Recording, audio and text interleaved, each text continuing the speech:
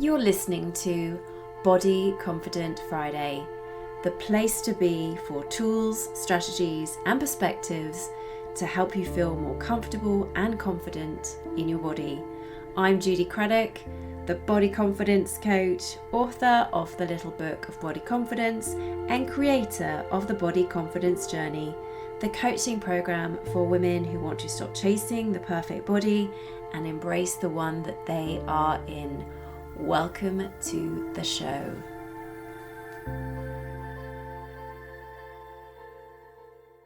So today I want to talk about why you don't have to love your body to have a better body image. Now, you've probably heard me talking about this before a little bit in other episodes of Body Confident Friday, but I haven't devoted a whole episode to it. And so I thought that really this topic warranted a whole episode to itself. So what I'm going to do in this episode is share with you what having a healthy body image means, and that's not what you've been told it means by diet or beauty culture or even the body positive community. Plus, I've also got an exercise for you to try that will help you to take a more objective view of your body and just kind of really figure out the way that you feel about it. So the reason for wanting to do this episode is that when I'm working with women, I find that one of the things that really trips them up is this struggle that they have around believing that they can only be body confident if they love every part of their body. And having a healthy body image doesn't mean that you have to love or even like every aspect of your body. Although if you do, that's great, but you probably wouldn't be here listening to this episode if that's the way you felt. It is perfectly okay to not like parts of your body or not to like your body at all. A healthy body image really means taking a balanced view of your looks. It's not just about identifying what you like or love. It's being able to acknowledge but not dwell on what you don't like. And for some parts of your body, you may actually, rather than having a dislike for them, you may feel neutral or indifferent about them. But that doesn't mean that you have a poor body image. A neutral view of your body is still perfectly healthy. Better body image ultimately comes from being able to accept your body as a whole. So that's the good, the bad, and the neutral. And remember that acceptance isn't the same as loving something. You can dislike something about yourself, but not allow it to hold you back. So for example, I may not like my nose or my thighs very much, but I accept that they're a part of me. And I don't deny that I don't like those parts of my body, but I'm not going to let them stop me from living my life to the full. And I think that without this understanding, some women can just beat themselves up about their inability to love their body.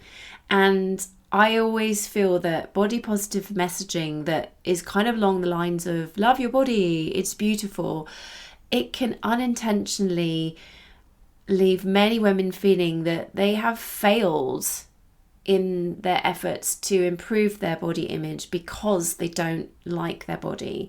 So if you are beating yourself up for not loving your body, it's really time for you to be more self-compassionate, because you haven't failed at building a better body image. In fact, you may well have a better relationship with your body than you think. So to help you get a clearer perspective on how you really feel about your body, I've got an exercise for you to try. And all you need for this exercise is a sheet of paper. And all you need to do is write down every part of your body from your head to your toes. And then next to each of your body parts, just take the time to describe that body part and be as objective as you can. And also write how you feel about that body part. And this is really about the emotions that come up. What emotions come up? Do you feel anxious about it? Does that body part spark joy in you? Do you feel happy with it? Do you feel self-conscious? It's really about tapping into the emotions that come up when you think about that body part. So when you're doing the descriptive part, this is really about being objective rather than judgmental. So stick to the descriptive facts about your body rather than using words that imply any judgment. So, don't say things like my thighs are gross or my nose is ugly. You just want to describe that body part the way that someone who is a completely neutral third party might describe it. So I'm going to give you some examples of descriptions and feelings that I've written about some of my body parts. So I started with my hair. So I just described that as long and brunette with a few flecks of grey. How do I feel about my hair? I quite like my hair. It makes me feel feminine. Then I went on to my eyes. So my eyes are hazel in colour and they're quite large. I do like them, and I feel like they're windows to my soul. Then I have described my nose. So I would describe my nose as it's small, but it's got a turn up at the end. Honestly, I don't really like it much, especially inside profile, and it does make me feel a bit self-conscious at times.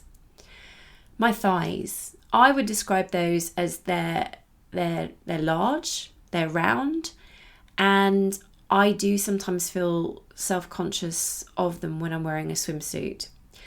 My hands, I have long and thin fingers. They're okay. I don't really have any strong feelings about my hands. And so those are just a few examples of how I've described my body and also the feelings that come up for me around them. So have a go at this for yourself and then have a look at what you have discovered, because you may be surprised to discover that came out a bit wrong. You may be surprised to discover that you feel neutral about a large proportion of your body. And if you do, that's great, because remember that feeling neutral about your body is still a healthy body image. And even if you don't feel good about several parts of your body, balance this against the body parts that maybe you do like and you can say something positive about, or that you feel neutral about. So have a look at what you've written and ask yourself, on balance, do you think your view of your body is quite balanced? And if not, if you feel like there's a bias in some direction, where is that bias? Do you have quite a negative bias about your body, which might not be unusual for us as women? Do you have quite a positive bias, or would you say it's a fairly neutral view of your body? And please remember that when you're doing this, whatever you feel about your body is perfectly valid, because to work on our body image, we have to start where we are, and starting where we are is just about accepting the relationship that we have with our body right now. So be gentle with yourself. Wherever you are right now with your body image is okay. Please do not judge yourself for where you're at. It is really hard to love your body, and that's really the whole purpose of this episode, is trying to point out that body love is really another impossible ideal to achieve, because we are all going to have things that we don't like about our bodies, but it is not necessary to love every part of your body to feel comfortable in it. A healthy body image does not require that you like everything about your body. In fact, you don't even have to like anything about it in order to have a healthy body image, because body image is not about liking or loving your body. It's about being able to accept your body as it is right now. And that doesn't mean the same as liking or loving. So there are going to be parts that you like and parts that you don't. And achieving balance in the way that you feel about your body, acknowledging what you don't like, but also identifying things that maybe you do like or just feel neutral about, well, that is really the route to body acceptance. That's all I've got for this episode of Body Confident Friday. Thank you so much for listening, and I hope to catch you next time.